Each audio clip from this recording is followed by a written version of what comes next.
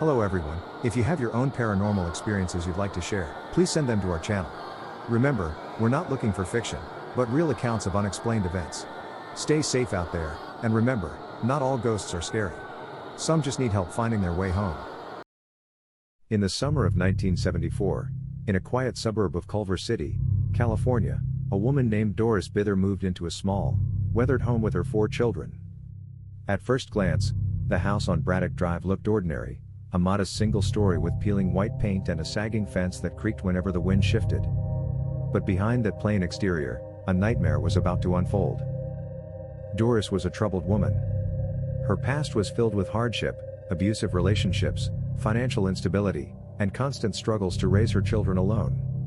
Neighbors described her as withdrawn, sometimes volatile, and often exhausted from trying to hold her life together. But none of those personal demons could compare to what would soon plague her inside that house. Within days of moving in, Doris and her children began to notice strange phenomena. At night, the air inside the house grew inexplicably heavy, as though something unseen pressed against the walls. Lights flickered. The dogs from the neighborhood refused to come near the property, barking wildly at the fence line but never crossing. Doris dismissed it at first as bad wiring, old pipes, or her own imagination, until the shadows began to move. Her eldest son, a teenager at the time, recalled seeing dark shapes dart across the hallway, as if figures were standing there one moment and gone the next. Doris herself reported hearing whispers in the night, a chorus of low, guttural voices that seemed to slither out of the walls. Sometimes, they called her name. Other times, they simply growled. The children grew terrified, often clinging together in one bedroom at night, refusing to sleep alone. Doris, however, seemed to be singled out. Objects would hurl themselves at her with violent force: books, kitchen utensils, even framed pictures ripped from the walls. Her youngest son later described watching a frying pan levitate from the stove and crash into the floor while no one was near it. But soon, the haunting escalated into something darker, something that felt more like a violent crime than a mere haunting. Doris began telling friends, and eventually her children, that she was being attacked at night by invisible forces. She claimed that unseen entities would pin her down, leaving bruises and scratches across her body. Her eldest son, trying to protect her, once barged into her bedroom during one of these episodes, only to see his mother lifted and thrown across the bed by something no one else could see. These weren't isolated claims. Doris's children frequently corroborated her stories, saying they witnessed her body contort unnaturally, heard her screams echoing through the house, and saw welts appear on her skin as if from blows struck by invisible fists.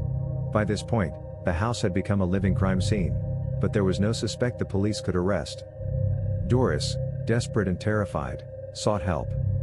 Word of her plight spread quietly until it reached 2 parapsychologists at UCLA, Dr. Barry Taff and Carrie Gaynor, researchers who investigated reports of psychic phenomena.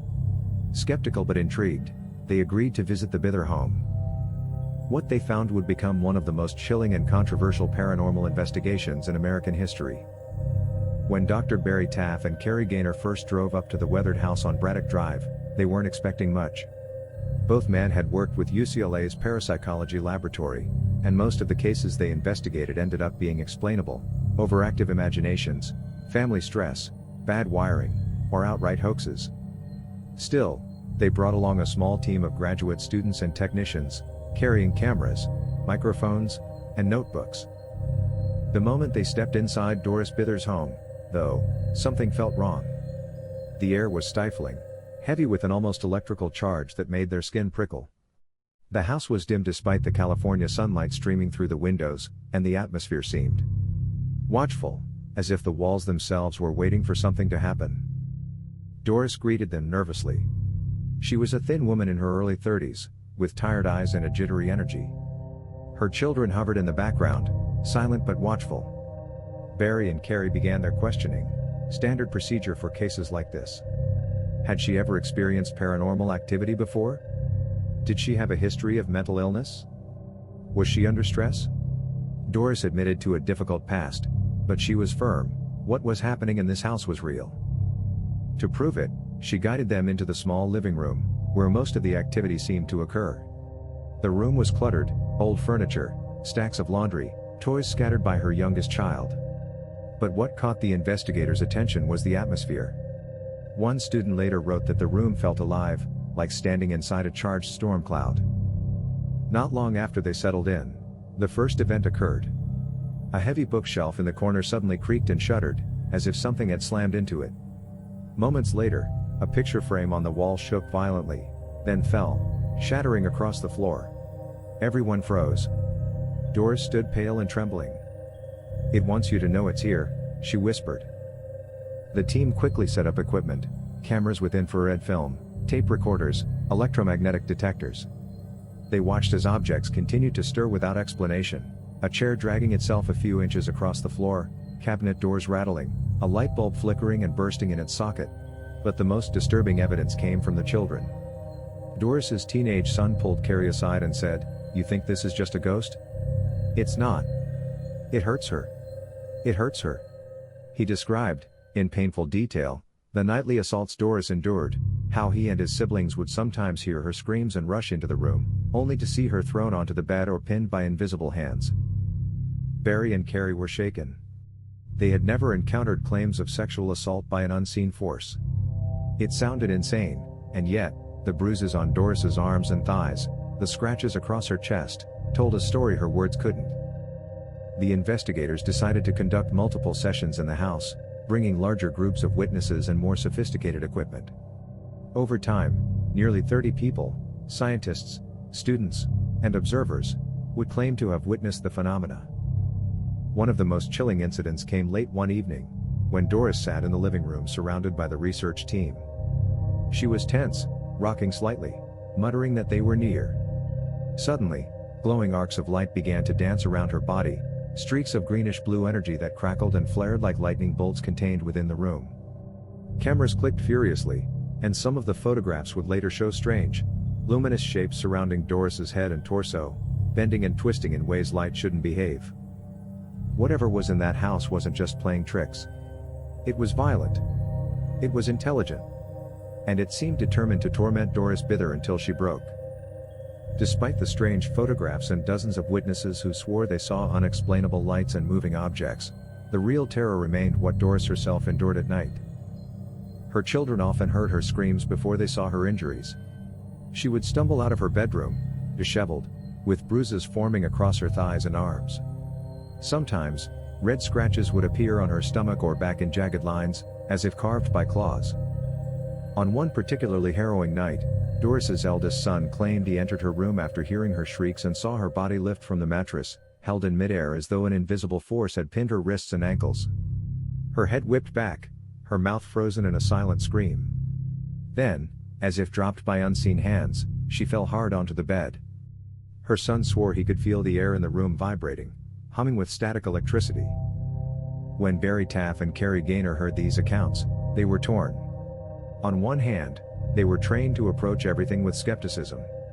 On the other, the mounting evidence, the bruises, the terrified children, the unexplained lights, pushed the case far beyond imagination. Determined to capture something undeniable, they staged a large-scale investigation. Doris, reluctantly agreeing, allowed them to gather more than 24 witnesses in her home one night, including researchers, photographers, and assistants. They formed a circle in the living room, cameras poised. Doris sat in the center, trembling but defiant. Hours passed in silence, just the sound of shifting feet and nervous breathing. Then, without warning, the room dropped in temperature. People began to see glowing shapes forming against the walls, not just random lights, but humanoid outlines, shimmering like heat waves in the air. Several witnesses gasped, swearing they saw 3 distinct forms surrounding Doris. 2 smaller, 1 larger.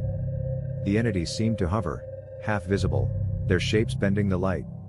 And then, as if aware of being observed, they vanished. The photographs from that night were chilling. While not perfectly clear, several frames showed arcs of light curving around Doris's head and torso, luminous streaks that seemed to interact with her body rather than simply reflecting. But the most terrifying part wasn't the photographs. It was what Doris whispered afterward, when the room was empty again. She told Barry and Carrie, "Those were the ones. The 3 that come for me." To the investigators, Doris's case began to feel less like a haunting and more like a living crime scene. Here was a woman repeatedly describing violent assaults, corroborated by her children, observed in fragments by outsiders, and recorded in strange photographic anomalies. But there was no suspect to interrogate, no fingerprints to collect, no human perpetrator to arrest. For Doris, this meant no justice. The police could not help her. Doctors could only treat the bruises, not stop what caused them. And neighbors began whispering, some accusing her of lying, others terrified to even step foot inside her house. The Bither children became increasingly traumatized. They struggled in school, avoided friends, and lived in constant fear of nightfall. The youngest often refused to sleep unless all the lights in the house were on. Barry and Carrie considered bringing in clergy, but Doris refused. She didn't trust religious institutions and believed nothing could drive the entities away. The investigators, meanwhile, grew frustrated. They had evidence of something extraordinary, but no way to stop it. The assaults continued, some nights worse than others. Doris claimed the larger entity was the most violent, while the two smaller ones seemed like accomplices, holding her down. Whether these were literal entities or some form of psychic manifestation, no one could explain. By the late 1970s, Doris's life had unraveled. The constant torment drove her deeper into alcohol abuse. Her children, scarred by years of terror, began drifting away, trying to escape the shadow of the Braddock Drive house. Barry and Carrie, though still fascinated, eventually had to step back. They had documented what they could, but there were no solutions. Their careers could not be defined by a case with no resolution. Doris, meanwhile, moved several times, hoping that distance from the house would bring relief. But the haunting seemed to follow her. Reports of phenomena continued in her new residences, whispers in the dark, shadowy figures, the sensation of being touched or held down. Wherever she went, the entities went too. Her children later recalled that she never truly escaped. They believed the haunting had less to do with the house itself and more to do with Doris, as if she had been marked, chosen, or cursed. As the years passed, Doris faded from the public eye. Occasionally, researchers would check in, but she largely withdrew. Her children grew older, moving on with their lives, though none of them ever forgot what they had endured. In 1995, Doris Bither died of respiratory failure. She was only in her late 40s. To some, her death marked the quiet end of a tragic life. To others, it raised chilling questions. Had years of torment weakened her body? Had the entities that plagued her played a role in her decline? Her story lived on, sensationalized in books and films, most notably the 1982 movie The Entity. But for those who knew her, the Hollywood version missed the raw terror of what really happened in that small, ordinary house in Culver City.